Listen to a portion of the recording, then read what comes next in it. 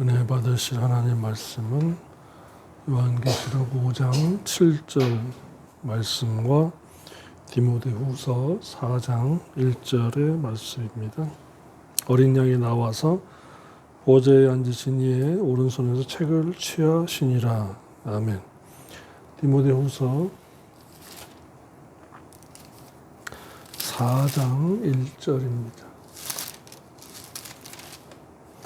하나님 앞과 또다시 산자와 또다시 산자를 심판하실 그리스도 예수 앞에서 그의 나타나실 것과 그의 나라를 두고 엄히 명하노니. 아멘. 하나님 아버지 감사합니다.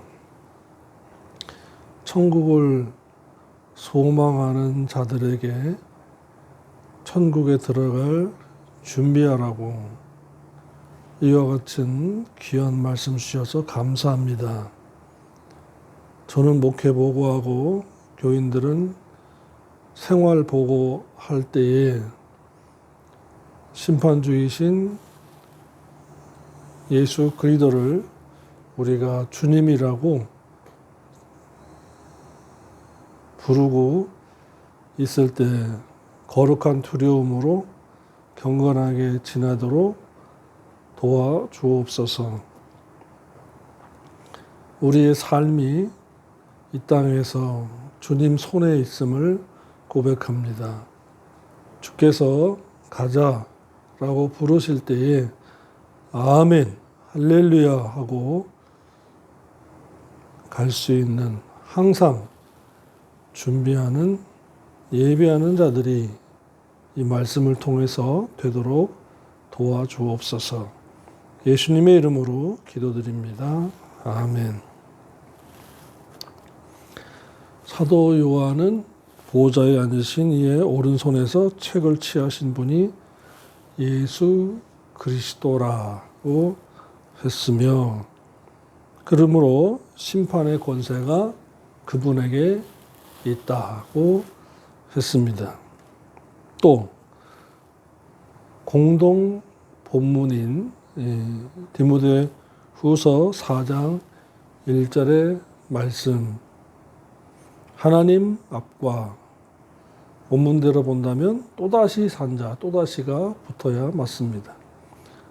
또다시 산자와 또다시 죽은 자를 심판하실 그리스도 예수 앞에서 그의 나타나실 것과 그의 나라를 두고 엄히 명하노니. 아멘. 산자는 부활할 자, 휴거할 자입니다. 죽은 자는 또다시 죽은 자로서 범죄하고도 회개치 아니한 자, 행함이 없어서 믿음이 죽은 자, 향락하여 영이 또다시 죽은 자, 이러한 자들인데 그러한 자들을 심판하실 분이다고 했습니다. 사도 바울이 디모데에게 정확하게 말씀한 거예요. 심판하실 그리스도 예수라고 했습니다. 그리고 앞에서 그의 나타나실 것과 두 번째 나타나실 것과 강림주로 다시 온다고 한 것이죠. 그의 나라를 두고 엄히 명하노니, 천년왕국을. 그래서 산자와 할 때는 또다시 산자, 부활할 자, 휴거할 자, 7년 혼연체 들어가고 천년왕국에 들어갈 자, 죽은 자는 또다시 죽은 자다 라는 것입니다. 또다시 죽은 자. 그래야 전후 문맥으로 맞고 이해가 가는 것입니다. 이런 것을 또다시라는 것 전후 문맥과 문법적으로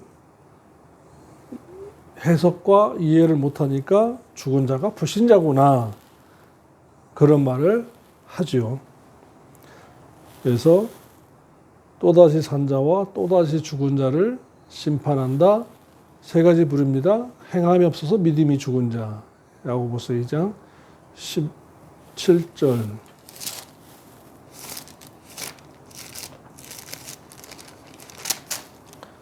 행함이 없는 믿음은 그 자체가 죽은 것이다. 26절에 영혼 없는 몸이 죽은 것 같이 행함이 없는 믿음은 죽은 것이다. 그래서 우리가 오전에 그 사로 1장 10절의 말씀을 상고했잖아요. 그래서 믿기만 한 자라는 것은 야고보서 2장 17절에 해당됩니다. 행함이 없어서 죽은 거예요. 믿기만 하고 행함이 없어서 죽었기 때문에 이상히 여긴다라는 것이고, 그래서 그 결과로 또 병행 구절인 마태복음 25장 1절로 13절에서 열처녀 비유죠. 그 어리석은 다섯 처녀는 행함이 없어서 믿음이 죽었고, 향락해서 영이 또다시 죽었고, 범죄하고도 자범죄입니다. 범죄하고도 회개치 아니해서 주님 나라에 들어가기에 거절당한 거예요. 합당치 않은 자가 되었더라라는 것입니다. 그러니까 열처녀 비유도 한 교회 안에서예요. 그물 안에, 그물에 그 고기를 잡은 것도 한 교회 안에서입니다. 교인이 뭐 통계적으로 10,000명이다, 10만 명이다, 60만이다 하더라도 그 안에서 천사가 가져온 구원의 보장 그릇에 담길 자는 겨우 몇 명뿐이다 라는 거죠. 이것이 두려운 것입니다. 그러니까 주님께서 공중 강림하실 때에 두 번째 다시 나타나실 때에 성도와 행함이 없어서 믿기만 한 자, 믿기만 하고 행하지 않은 자, 이렇게 두 부류로 이 교회마다 나눠지게 되어 있다라는 것입니다. 근데 우리는 어디로 방향을 잡아야 할까요? 그릇에 들어갈 좋은 물고기가 되어야 되겠고, 마태복음 25장 1절로 13절의 비유 말씀은 지혜로운 다섯 처녀가 되어야 되겠고, 고린도서 11장에서 중매쟁이 비유를 본다면 그리스도의 약혼녀로서 그리스도의 신부가 되어야 되는 거죠.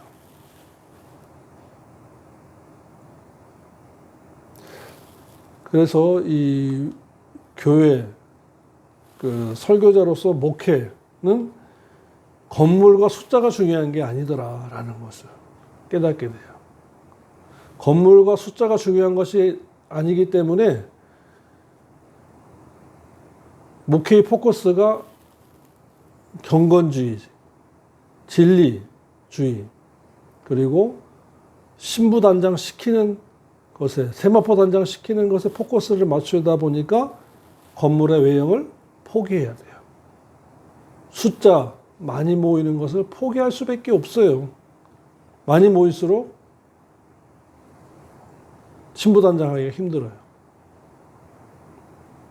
그리고 말라기 3장 16절에 기념책에 기록된 의행을 하도록 자꾸 독려하게 돼요. 이것을 아이들 말로는 잔소리라 그래요. 어떤 아이가 그럽니다. 잔소리란 것은 좋은 말을 기분 나쁘게 하는 것 잔소리인데 충고는 더 기분 나쁘다라는 거예요. 그 말도 맞긴 맞아요. 그런데 목적이 뭡니까? 잘 되라고 하는 건데 설교도 마찬가지예요. 하나님의 말씀을 가지고 잔소리하는 겁니다. 하나님 뜻대로 살라고. 주님이 다시 오시니까 어떻게 해야 되겠냐. 그래서 이것은 잔소리와 지적질이 아니고 경건의 훈련이에요. 같이 경건의 훈련을 받는 거예요.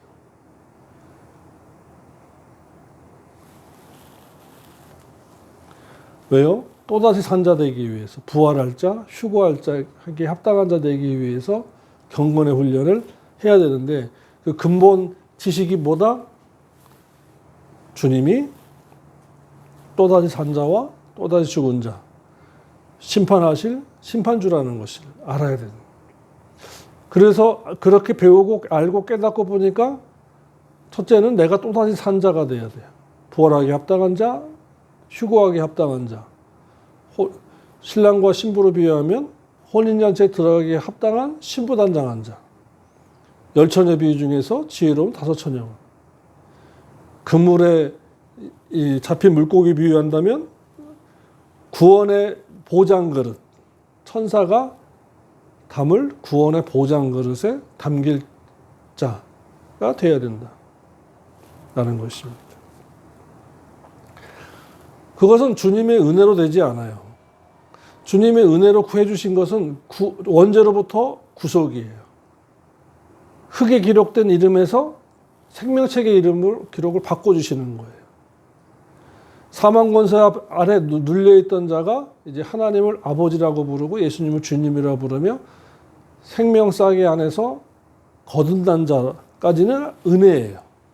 그런데 기념책에 기록된 의행하고 세마포 단장하고 성품이 예수 그리스도를 닮아가는 거 이런 것들은 전부가 우리가 해야 되기 때문에 도와주옵소서 하는 것입니다. 함께 해달라고 간구하는 거예요. 인도하여 주옵소서 순종하겠습니다 하고 간청하는 거예요. 이것을 구체적으로 모르고 무조건 주시옵소서 하다 보면요. 구하지 않은 것까지 다 주옵소서 예수님의 이름으로 기도합니다. 아멘 이러면서 마무리가 이상하게 되는 겁니다. 자기도 모르는 소리를 하는 거예요. 하다 보면 말에 입술과 혀가 말에 꼬여가지고 자기도 모르는 말을 그렇게 내뱉는 거예요. 그래서 우리가 오전에 시편 109편 7절, 10절을 읽었잖아요. 기도 잘못하면 심판거리가 된다고. 그러니까 주님이 또다시 산 자와 또다시 죽은 자의 심판주이신데 또다시 산 자의 기도 잘못한 것도 심판거리다라는 것이죠. 그러니까 그리스도는 불신자를 심판하지 않아요. 불신자는 이미 받아놓은 영원한 심판, 즉 영원 전에 정해놓은 심판에 의해서 지옥 가는 것이고 예수님은 또다시 살아난 자, 첫째 부활에 참여한 자, 휴거한 자. 계시록 20장 6절로 말하면 부활하지 못한 자, 그런 자들을 심판해요. 또다시 산 자는 7년 혼인잔치에서 상과 영광을 주시고 사루 1장 10절에서 영광을 받으시고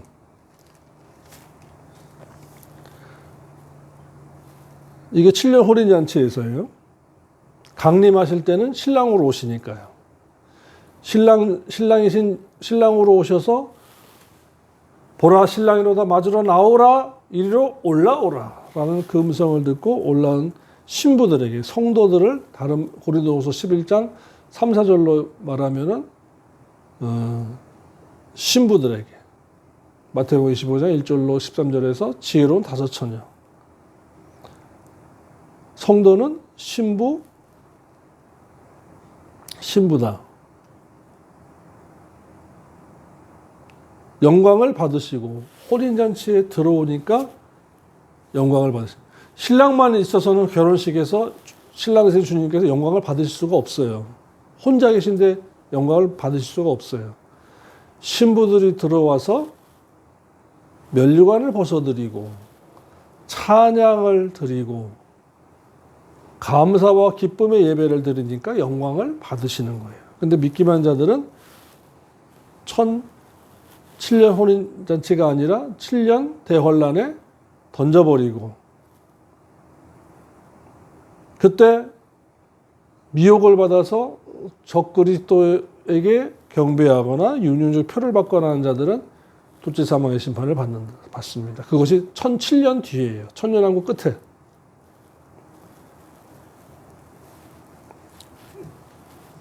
그래서 디모데후서 4장 1절에서 또다시 산 자와 또다시 죽은 자를 심판한다 할 때 1007년의 시간적 차이가 있는 것입니다. 7년 혼인잔치에 들어가지 못한 것도 억울한데 천칠년 뒤에 둘째 사망의 심판을 받으려고 올라온다. 심판대 앞에 드러난다. 라고 했습니다. 계시록 20장 12절부터 15절에 또 내가 보니 무릇 죽은 자들이 무른 데서 하고 보좌 앞에 서 있는데 올라온 거예요.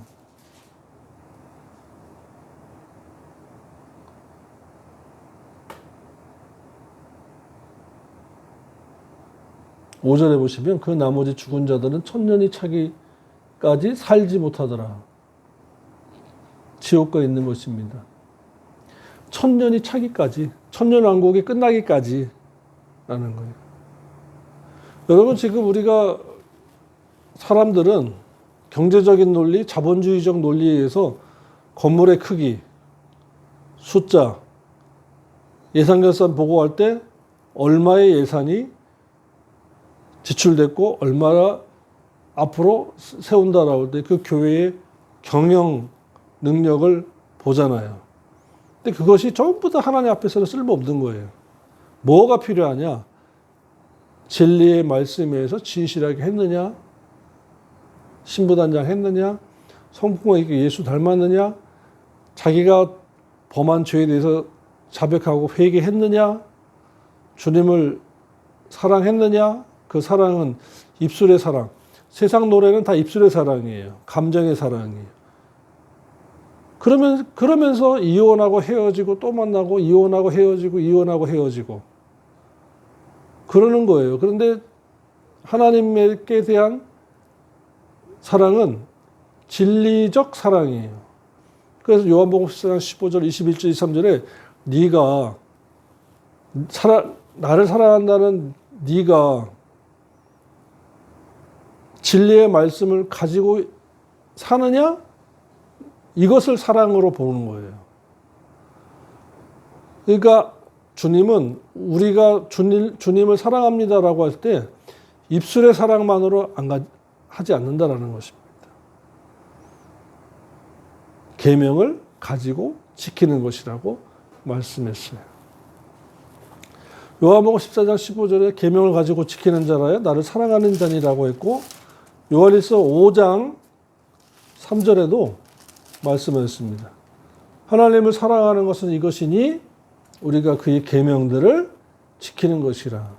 계명이 뭔데요? 진리라고 시편 119편에서 말씀하셨어요. 계명은 진리다. 또 그의 계명들은 무거운 것이 절대로 아니다라고 말씀하신 거예요. 무거운 짐이 아니래요. 무거운 짐은요, 솔직히 자기 마음속에 내면 속에 있는 욕심이에요. 욕심이 가면을 쓰고 자기의 소원인 것처럼 희망인 것처럼 생각과 감정과 지배를 해요. 감정을 지배를 해요. 그래서 그것이 마치 자기 인생의 가치인 것처럼 얘기하지만 그것은 욕심의 외형적인 포장이에요. 본질은 뭐예요? 뿌리는 뭐예요? 욕심입니다. 그 욕심을 가지고 주님을 사랑한다고 하니까 너는 나를 사랑하지 않아. 너는 너 자신을 사랑하고 네 욕심을 사랑하고 그 물질을 사랑하는 것 뿐이야. 주님은 이미 다 알고 계신 거예요. 그 욕심 때문에 싸우고 그 욕심 때문에 상처 입히고 그 욕심 때문에 거짓말로 도주하는 거거든요. 그래서 고린도후서 13장에서 네 자신을 진단하라. 무엇을? 예수 그리스도를 믿는 믿음 위에. 그 믿음이 뭐라고요? 진리 위에. 왜 그렇게 해석한다고요?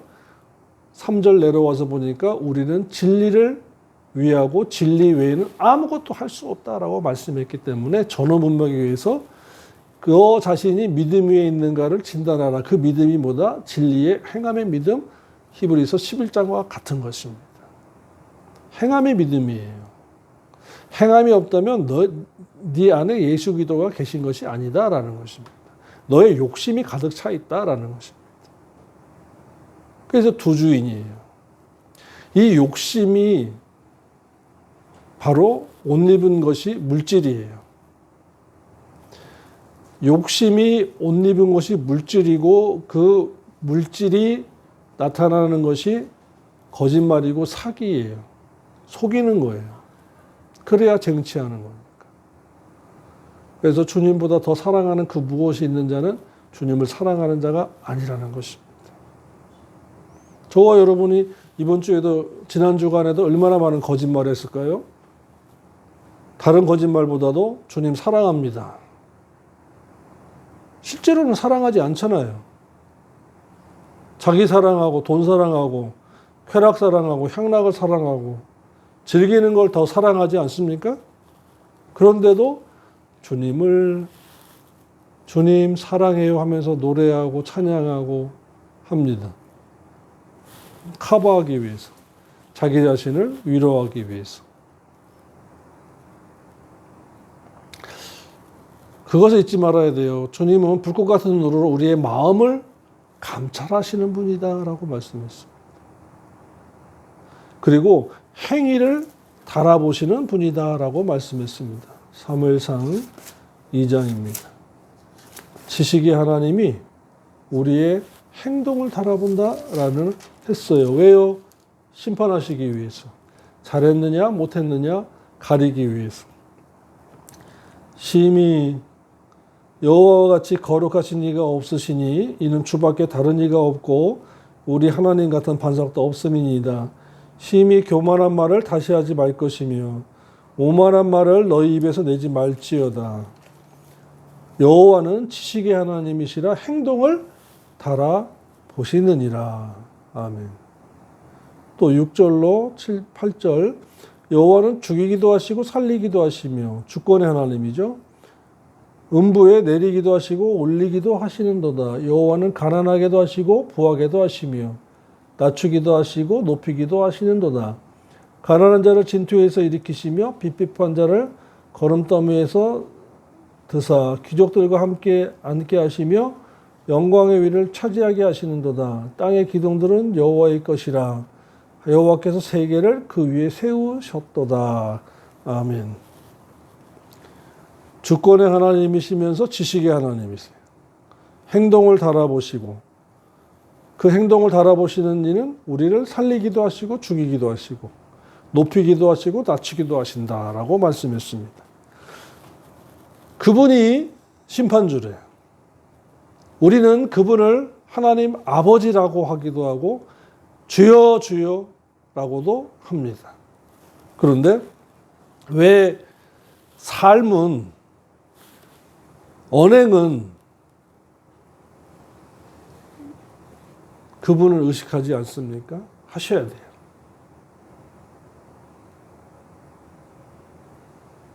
교회 생활도 가정 생활도 부부 생활도 마찬가지예요. 그분을 의식하고 하셔야 돼요. 배려의 반대는 이기심, 자기중심입니다. 자기 사랑이에요.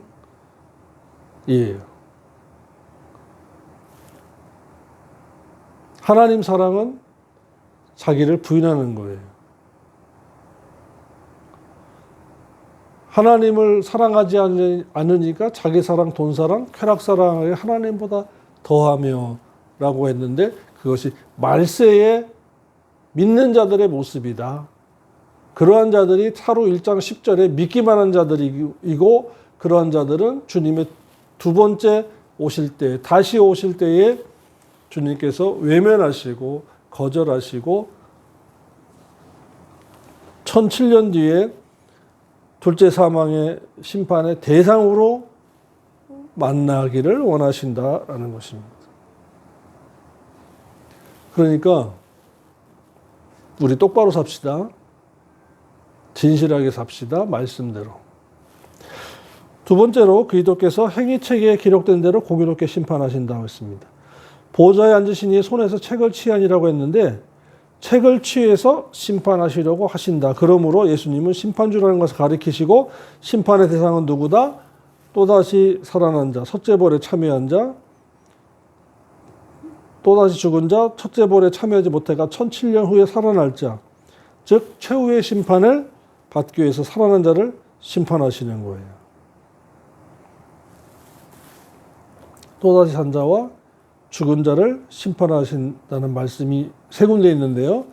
베드로전서 4장 5절 봅시다. 베드로전서 4장 5절. 저희가 또다시 산 자와 또다시 죽은 자를 심판하기를 예비하신 자에게 직고하리라. 왜? 그리스도께서 1절입니다. 이미 육체의 고난을 십자가에서 받으셨으니 너희도 같은 마음으로 갑옷을 삼으라. 심갑. 그러니까 전신갑주가 있고 마음의 갑옷이 있어요.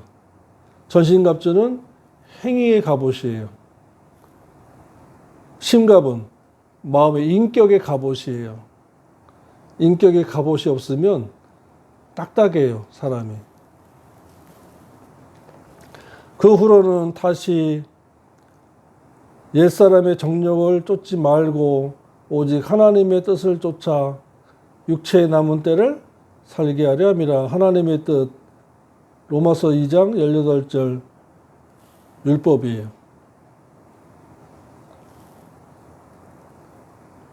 율법의 강령이에요.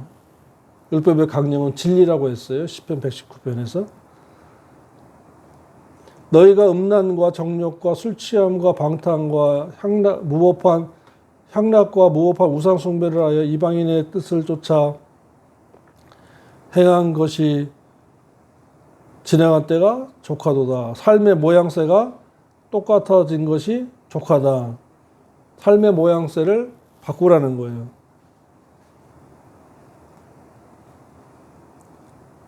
저희가 산 자와 죽은 자 심판하시기를 예비하신 자에게 직고할 것이니 이러므로 너희가 저희와 함께 그런 극한 방탕에 다름질하지 아니하는 것을 저희가 이상히 여겨서 비방하지만, 그러니까 4절에서 대인관계 의식하지 말라라는 거예요. 대인관계 의식해서 그 무리의 법칙이 있어요. 소속감, 형제자매, 가족 이런 것 때문에 혈연, 학연, 지연 이런 것 때문에 옛사람처럼 살지 말고 새 사람으로 육체의 남은 때를 살아라. 왜냐? 또다시 산 자와 또다시 죽은 자를 심판하실 를 예비하신 자에게 직고하리라. 심판 때 직고하기 때문이다 라고 말씀했어요. 사도행전 10장 42절에도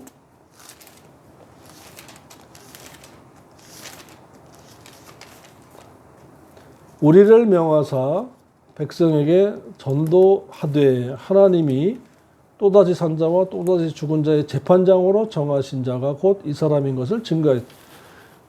복음의 주인이 예수 그리스도인데 예수 그리스도 그 주님은 하나님이 또다시 산 자와 또다시 죽은 자의 재판장으로 정하신 분이다 라는 것입니다. 와우, 놀랍고 두려운 거예요. 진리대로 말씀대로 행하면서 산 성도는 놀라워하면서도 가슴이 벅차오르고 뿌듯하면서도 감사로 감격하는 거죠. 왜? 할 말이 많으니까. 근데 또다시 죽은 자는요, 행하면서 믿음이 죽고 향락하여 영이 또다시 죽고 범죄하고도 회개치 아니해서 생명책에서 이름이 기록이 지워진 자는요, 큰일 난 거죠. 일단은 이런 말을 듣기가 싫어요. 이런 말을 듣기가 싫기 때문에 은혜가 안 된다 그래요. 말씀이 딱딱하다 그래요. 부흥 강사를 초청해서 부흥회를 하자 그래요. 그래야 자꾸 방방 띄우니까. 여러분, 이와 같은 말씀을 배우고 행하기에도 시간이 모자릅니다. 정확하게 하셔야 돼요. 시간 없어요. 행하기도 시간이 모자라요. 우리가 주여주하는 우리의 주 예수 그리스도께서 또다시 산자와 또다시 죽은 자의 재판장으로 하나님 아버지께서, 성부 하나님께서 정해 놓으셨다라는 것입니다. 할렐루야. 그렇기 때문에 이 놀라운 약속의 말씀을 붙잡고 바르게 살면은 그 약속의 말씀이 우리에게 복을 주시고 인도하시고 치유하시고 함께 하신다는 것을 잊지 마시기를 바랍니다. 세 번째로는 디모데후서 4장 1절이에요. 우리가 읽었습니다마는 하나님 앞과 산자와 죽은 자를 심판하실 그리스도 예수라고 했습니다. 그리고 그의 나라가 나타난다. 그의 나라, 천년왕국이. 이와 같이 천년왕국을 꿈꿔야 돼요. 주님의 혼인잔치를 사모하셔야 돼요. 그래서 히브리서 9장 28절 하반절에 학수고대하는 자에게 라고 말씀했어요. 그의 두 번째 나타나심을 학수고대하는 자에게 나타나시리라. 부르시러, 일으키시려고, 부르시려고, 상 주시려고, 신랑 되시려고 오신다라는 것입니다.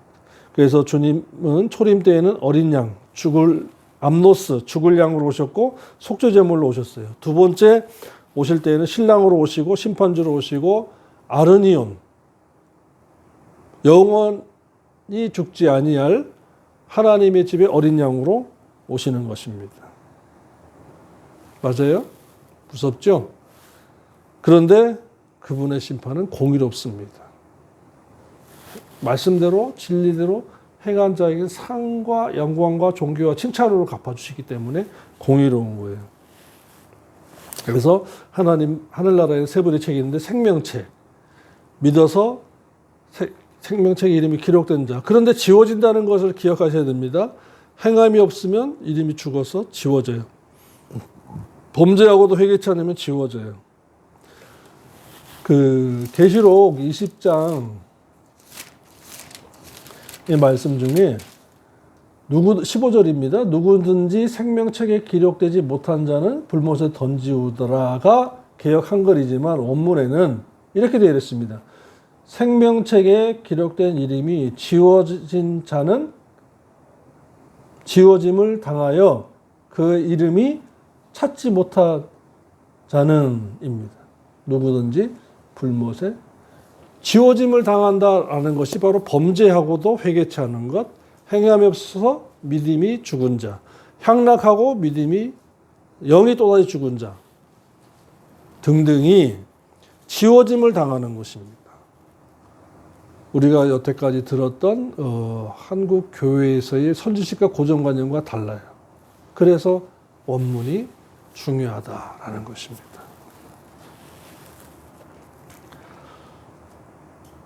저와 여러분은 이 말씀을 통해서 결단하셔야 돼요. 내가 어떻게 살아야 할 자인가? 나의 주님이 나를 어떻게 사랑하셨는가? 어떻게 하고 오시기를 기다리시는가? 결단하시기를 주님의 이름으로 부탁합니다. 기도드리겠습니다. 하나님 아버지 감사합니다. 또다시 산자와 또다시 죽은 자를 심판하실 우리 주님. 우리가 제세기간 동안 이 땅에서 신앙생활하면서 주여 주여 할 때에 심판주로 만날 우리 주님을 바라보고 소망하면서 영광과 존귀와 칭찬의 상급을 받기를 바라고 신앙생활 진실하게 하도록 결심하오니 인도하시고 도와주옵소서. 예수님의 이름으로 기도드립니다. 아멘.